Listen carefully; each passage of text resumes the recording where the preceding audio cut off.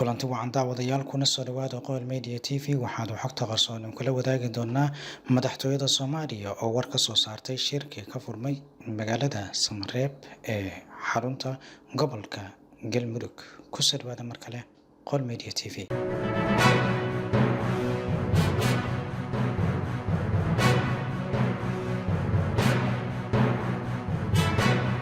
waxaa maanta bilowday shirkii uu ku baaqay madaxweyne Maxamed Cabdullaahi Farmaajo ee loogu talagalay in looga hadlo arrimaha ku saabsan doorashooyinka laguna xalliyo caqabadaha hortaagan sidii loo qaban lahaa doorasho la isla ogol yahay. agaasimaha warfaafinta iyo xiriirka warbaahinta madaxtooyada Cabdirashiid Maxamed Xaashi ayaa sheegay in shirka uu furmay ayna u dhan yihiin xubnihii lagu casuumay isla markaana uu shir gudoominayay madaxweyne Maxamed Cabdullaahi Farmaajo isagoo hadalkiisa sii wato waxa uu yiri madaxweynaha ra'iisul wasaaraha waxa ay tilmaameen muhiimadda ay Soomaalidu u leedahay in waqtigan ay midnimo ku galaan doorashada. madaxda ayaa isla gorfeeyay dadaalada heer federaal iyo heer dowlad goboleed ee loo qaadayo hirgelinta hanaanka doorashooyinka, xaqiijinta xasiloonida siyaasadeed ee amni ee dalka. waxa uu sheegay in shirka oo dhan uu ku saabsanaa sidii loo hirgelin lahaa heshiisyadii lagu gaaray Muqdisho 17 Sebtembar ee sanadkii la soo dhaafay loona dardargelin lahaa sidii uu dalka doorashooyin loo dhan yahay u geli lahaa.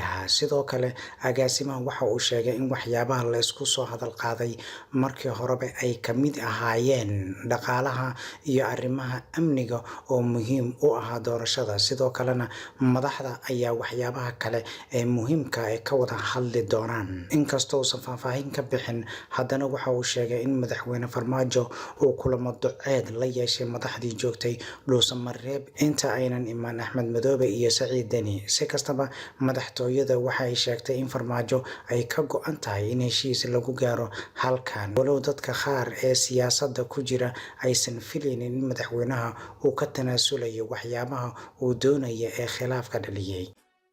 shirkii magaalada Samareeb lagu ballansanaa heer federaal iyo heer dowlad goboleed in maanta uu furmay si rasmi ah uu uga furmay magaalada Samareeb.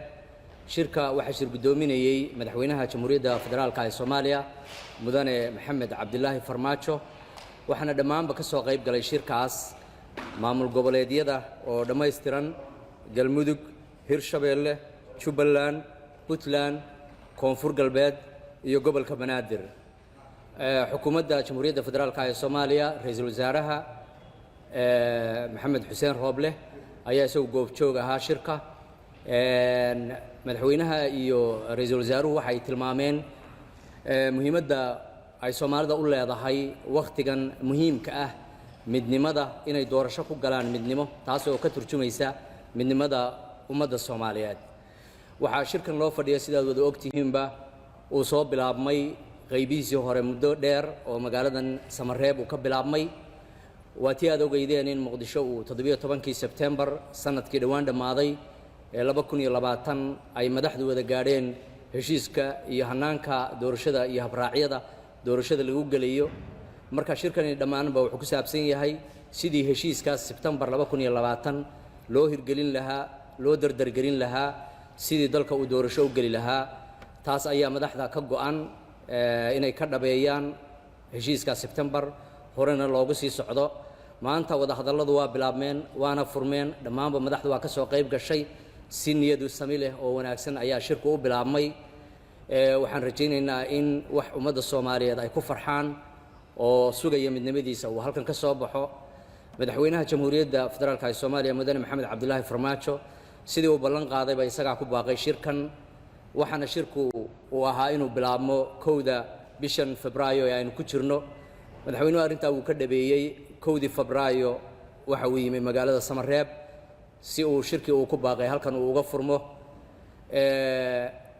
waxa uu madaxweynuhu shir duceedyo la qaatay madaxda dowlad goboleedyada ee ku sugnaa Galmudug muddadaas. shirar wada tashi iyo masiirka ummadda ku saabsan ayaa la wada gelayay. waxaa maanta ku soo biiray madaxweynaha Jubbaland iyo madaxweynaha Puntland oo qayb ka ahaa shirka maanta oo loo dhammaystirnaa. waxaana aan rajaynaynaa wixii warara ee shirkaas ka soo kordha insha Allah biidmillaahi kariim inaan la socodsiino marka ay soo baxaan.